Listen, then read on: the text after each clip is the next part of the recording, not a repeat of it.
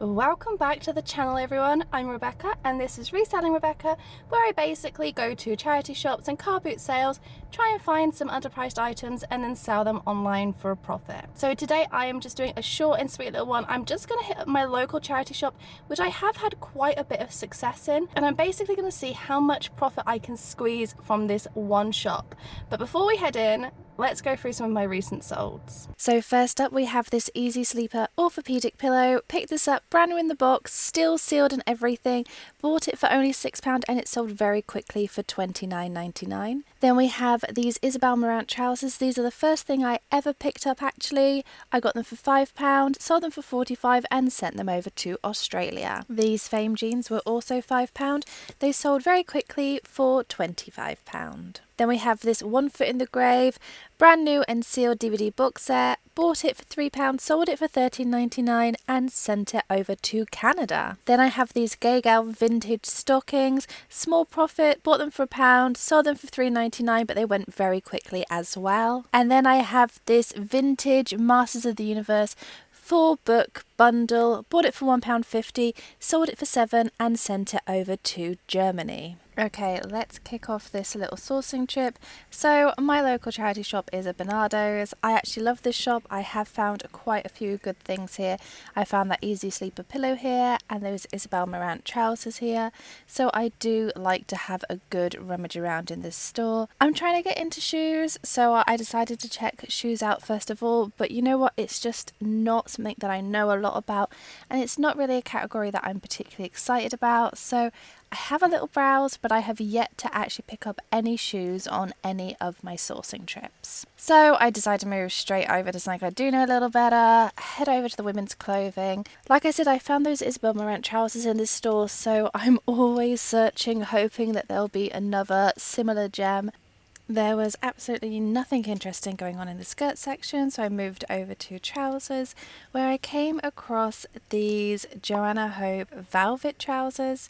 Now, Joanna Hope is not something I would normally pick up, but these were £2. They were a size 16. I thought they were stunning. I would have happily bought them for myself if they were a size smaller. Wide leg, in beautiful condition. I did initially just move on from them, but when I actually looked up comps, I decided they were worth picking up. I was convinced by this one sale that had managed to hit £22.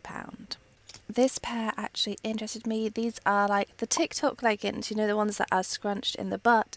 I know that they are really popular. I know that they went viral, so I decided that they were worth looking at, and then I looked them up and realised that they actually weren't worth anything at all, so they went back on the rail. So lesson learnt here is just because something is viral does not mean it is going to sell well or have any resale value.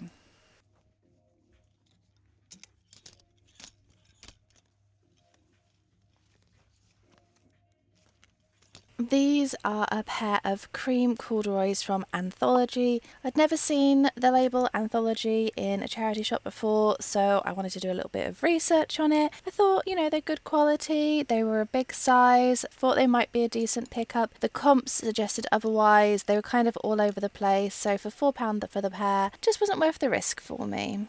As we moved over to coats and dresses, I spotted this absolutely stunning Winsmore red cashmere blend coat in a size 18. It was in a really good condition. I was just really drawn to it, so I thought it might be worth something.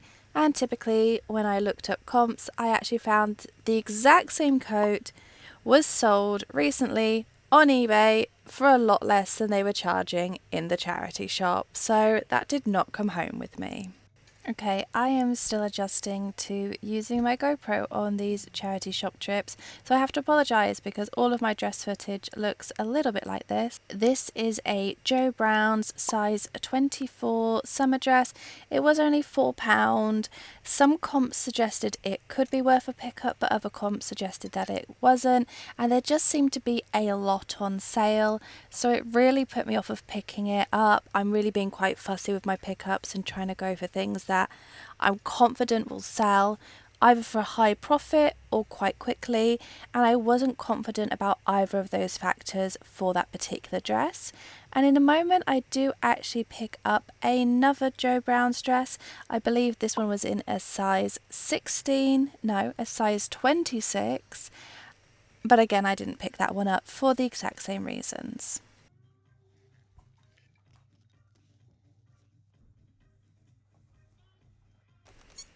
Now, this is a Coast dress. Coast is one of those brands that I think charity shops price far too high, but this dress, it felt like silk, and I checked, and yes, it was 100% silk. So I did think it was worth looking at. Now, the colours weren't the most appealing to me. If this had been solid brown, I wouldn't even have picked it up and looked. But the fact that it had that white and that cream and the black, it felt a little bit more modern, a little bit more chic. It was £8, it was a size 16, so a good size, but the comp just didn't support me buying it, so back on the rack it went. So this dress is a brand I'd never come across before. It was a Scarlett and Jo dress, size 24, such a good size. Now, looking at comps on eBay, sometimes it's worth it, sometimes it's not. If this dress had been £1 or £2, I would have grabbed it, but for £5, it was just too much of a risk for me. I am very stingy with my pickup, so it went back on the rail. One thing I am trying to get better at is rummaging through all the bric-a-brac and the homeware and the home furnishing items. But one thing I can tell you for sure is if charity shops continue to stock their curtains and their bedding in this manner, there's no way I'm even going to bother looking at it. I'm not rummaging through that. That is more effort than it is worth for me. But I don't know if you guys will be able to see it from where I am. I found a basket of tablecloths. There we go. I'm trying to show you them. Not tablecloths, sorry, tea towels. And in this little basket of tea towels, after having a good dig through, I came across an Emma Ball tea towel. Oh, there it is. So it was 50p. This is an Emma Ball Kent tea towel. Now, I'd never heard of Emma Ball before. I'd never seen these designs before. But you know, sometimes something just sticks out and it looks a little bit special. The fact that it had her name on the front made me think that there was definitely something about this designer, something about that collection, so I did have a look into it. I did also look at this one because I thought it was pretty cool, but it went back in the basket, whereas the Emma Ball, it came home with me. One place I've learnt to never neglect is the floor area. Some charity shops love to load stuff on the floors, some charity shops don't really bother. This charity shop, it absolutely loves to pile a lot on the floor level. One thing I found that could have been interesting was this mosquito net, brand new in the packaging. When I looked at comps though, it just wasn't worth picking it up. There was no value in picking it up, but I do find that they always have interesting stuff on the floor level. I didn't capture it very well, but here is another floor find. This is actually an antler, there we go, I caught it, an antler topper bag. It was in really good condition. It had been used. There were a little bit of like crumbs on the inside. Now it did have a tag on it saying £3. I did think that was a bit optimistic, and this sticker actually fell off, and then they charged me £5 when I checked out, which I still thought was a really good price for this bag. Now initially I did look it up thinking, oh, I'm gonna check out the comps and maybe sell it. Then I realized it was actually a really good bag in really good quality, really good condition, and I actually use bags like this because I travel for work, so I decided to keep this one for myself, and I'm going to sell my old one on instead for just a couple of quid and hopefully make the £5 back and make this bag basically free for me. But good quality luggage is always worth picking up, it's always worth looking at, because you have a lot of businessmen travelling, they travel very frequently, but don't forget there are also lots of flight crew and cabin crew out there who also need good quality luggage and who don't want to spend a fortune. I don't know about you guys, but I absolutely adore a little bric-a-brac section. I just find these sections so interesting. I think there are so many unique and interesting things to look at. Things like this. This is a Quantock design stoneware small pot. I genuinely still don't know what the use of it is. I don't know if it's like a little candle holder or a mini plant pot. I'm not even filming it at this point. But it was 50 pence. So I know that there are some things in Quantock Design that can go quite well. And as a bonus, when she rang me up, she forgot to include it. So she actually just gave it me for free. So I figured it's worth a try, right? Let's see what we can get for it. It's an interesting sell, and I like things that are interesting. This giant tube, I did look at what it was, and I just decided, no, I'm not interested. The size of it alone put me off. It could be worth $1 million. I'm just not interested in selling a tube like that, in all honesty. Okay, this vase, it was £3. Please don't ask me why I decided to pick it up. I think I thought it was something that it wasn't, but when I saw it, I don't know, I was just like, oh my goodness, that's beautiful, that's lovely, look how good condition it is, someone's going to want that, it's going to be worth something. And I think my heart just led the way. I couldn't look up comps in the store because I couldn't think of a good way to describe it. And I kind of regret picking it up now, but it is still a very beautiful piece. And it would look lovely in someone's home, so hopefully one day someone buys it. And then mugs. Okay, I love looking at mugs. I find them very, very interesting. I did actually find a couple of interesting things in this section. The first thing that caught my eye were these Churchill blue stacking coffee cups. I thought they were beautiful. They were £1 each. When I looked at comps, I was put off, but having just looked back at the comp, I realised that someone paid a lot of postage to get them from America, so for £2 they might have been worth the investment, but I hadn't picked them up. That orange mug, I decided to have a little look at it because at first I thought it could have been an All Keely mug, but it wasn't. I think it was Sainsbury's, so I put that back. And I also put this back. This is an Epcot like glass tankard goblet kind of thing, engraved with Epcot on the front. It had glitter on it, which I despise. It was £1. I kind of thought it was hideous, but it did intrigue me because obviously it is Walt Disney World merchandise. But I didn't bring it with me. I didn't buy it because I couldn't find any solds for it. I could only find unsold listings from America, and anything similar that had sold just hadn't sold for very much money. Getting back down on the floor again. There was a little music stand. I totally ignored that. But there was this little skateboard down on floor level. It looked pretty cool. It was funky. It was very kind of like a little bit 80s actually, with the white and then the very bright neon colours. In all honesty, I didn't even look up comps for this. I looked at it and decided I just was not interested in having to clean that, photograph it, list it, store it and ship it. So I just left it behind. Goodbye skateboard, you're cool, but you are not for me. So you can barely see them in this shop, but these little pigs that I pick up here, if you ever find these very, very cheap, they can be good for just like a little quick, easy, small profit.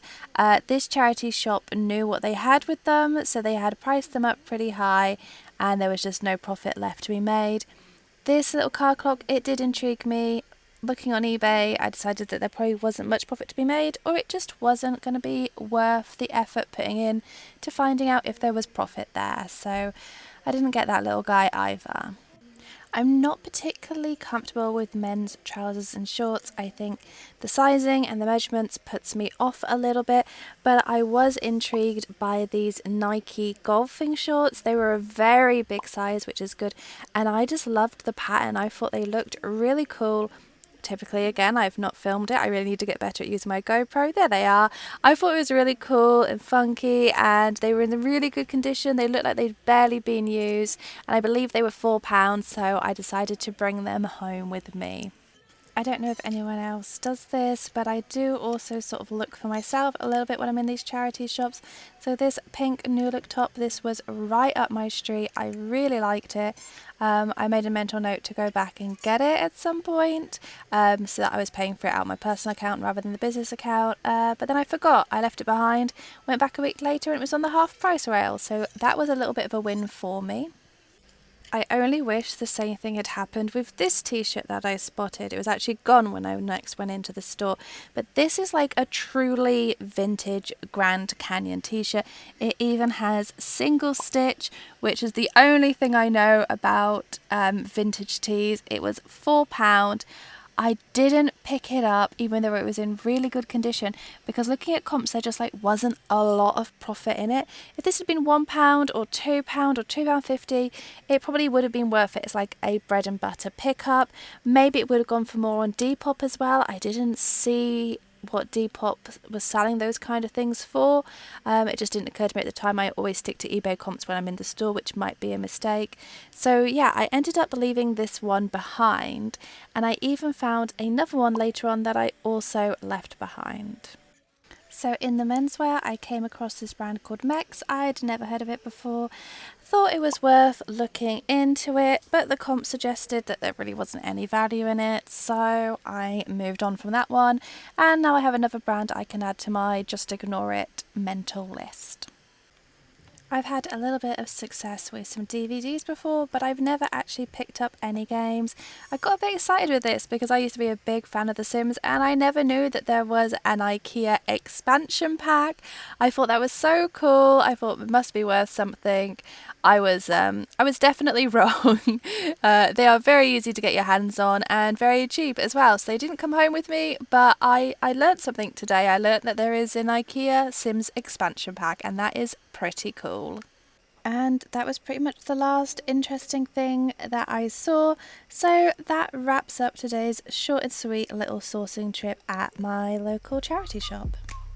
Today's haul was a total of 5 items costing £10.50 with a rather optimistic listing value of £55.